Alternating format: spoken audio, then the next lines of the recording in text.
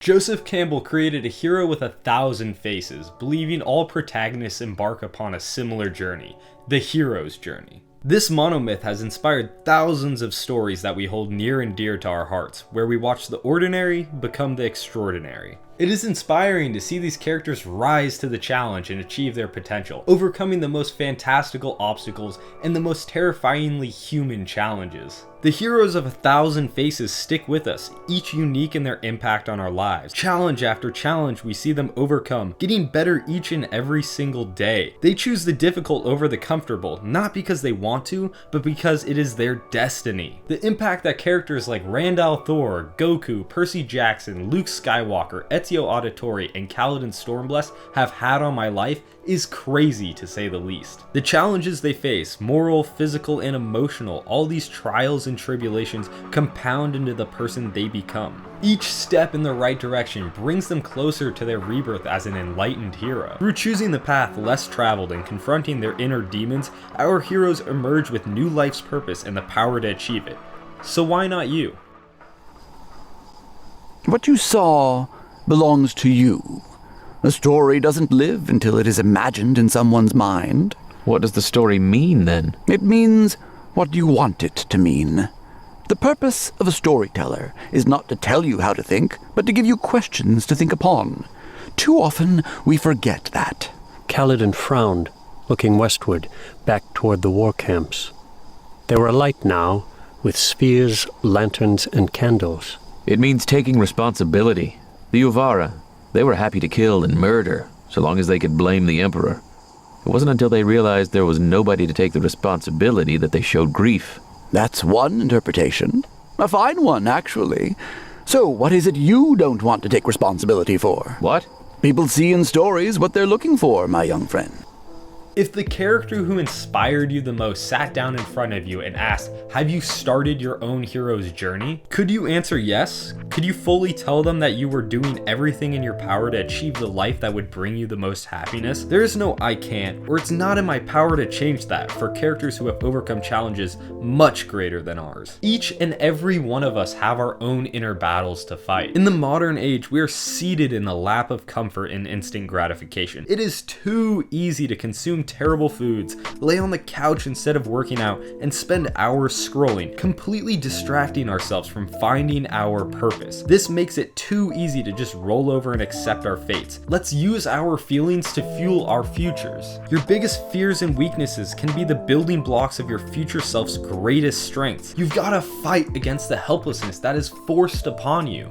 As we ride to certain death, we trust our successors to do the same for us! Because my soldiers do not buckle or yield when faced with the cruelty of this world! My soldiers push forward! My soldiers scream out! My soldiers raise! Part of the inspiration within these fantastical stories comes from seeing our heroes overcome challenges similar to and greater than our own. They teach us there is not only hope to master our own trials, but to look forward to greater ordeals. The hero's journey is a framework not only for your life as a whole, but for solving individual problems and achieving your potential. By following the path of the hero, we are given a step-by-step process on how to accomplish all our hopes and dreams. Step 1. The call to adventure. First, we recognize a problem in our lives, knowing that it needs to change. Our yearning of a goal or desire to change drives us forward. The journey that changed my life the most all started with a scrawny 14-year-old boy who just wanted to be better at sports. Step 2. Refusal of the call. Doubts, fears, and uncertainties plague us. How can we know this will work? But then we have to overcome them to accept the challenge to fix it. I was one of the weakest kids in my class, and my brother, who had never touched a weight in his life, was bigger and stronger than me by miles. It just seemed like it was my genetics to be small and weak. Step 3. Supernatural aid. The person or event in our lives that gives us the motivation to commit to our path. The road is long and uncertain, but we cannot accept this problem in our lives any longer. My father gave me my first lifting program ever and told me where I could be in 4 years. He gave me the hope that I could achieve something substantial with this journey. Step 4. Crossing the threshold.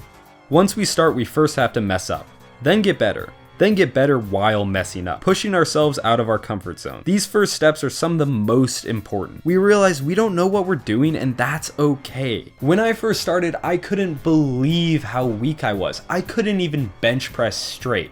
But then I went in the next week and benched slightly more weight and benched a little bit less crooked.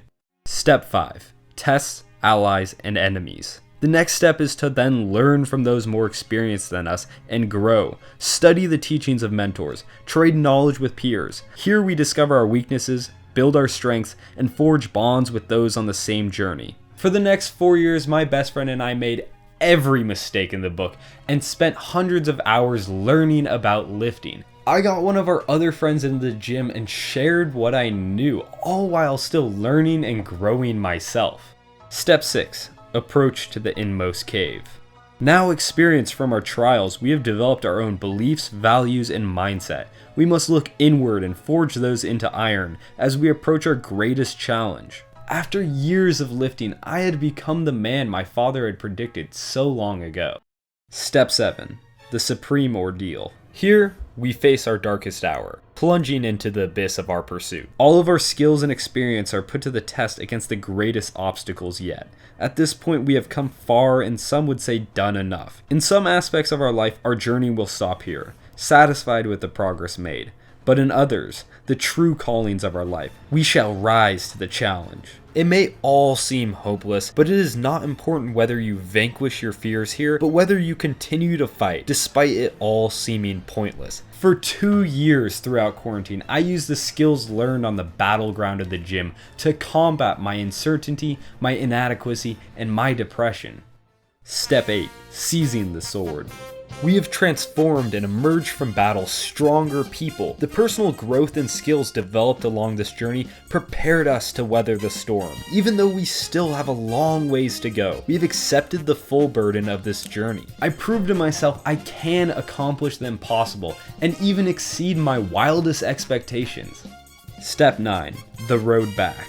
We emerge with a new and enlightened perspective, making what we learned a permanent lifestyle decision. We enjoy it for what it is now. What was once a challenge in hopes of achieving a goal has become part of us, and we look forward to doing it. For me, lifting is no longer just about building muscle and getting stronger, but discovering the potential that lies within. Step 10. Resurrection.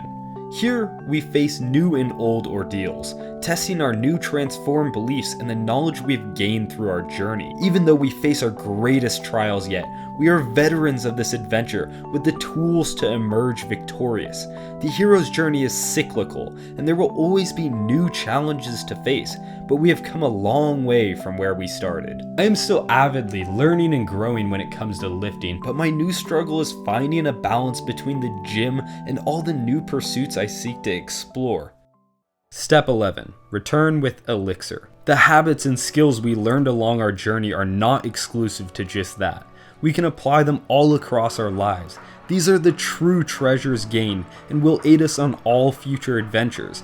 It is now our turn to share the knowledge that helped us get to this point, becoming the mentor for others. I apply what I learned in the gym to everything in my life. From reading fantasy books to my relationships, it has changed my life as a whole. There is nothing it hasn't impacted, and I'm excited to share the knowledge I've learned through personal coaching and this YouTube channel. I give you your call to action now. Start fighting tooth and nail for a life full of challenges. Forget resting in apathy and resignation of your current situation. Let's change it. It is time to start your hero's journey. It is time to answer the call. Always with you what cannot be done. Do you nothing that I say? Master, moving stones around is one thing. This is totally different. No different. Only different in your mind. You must unlearn what you have learned. All right, I'll give it a try. No, try not.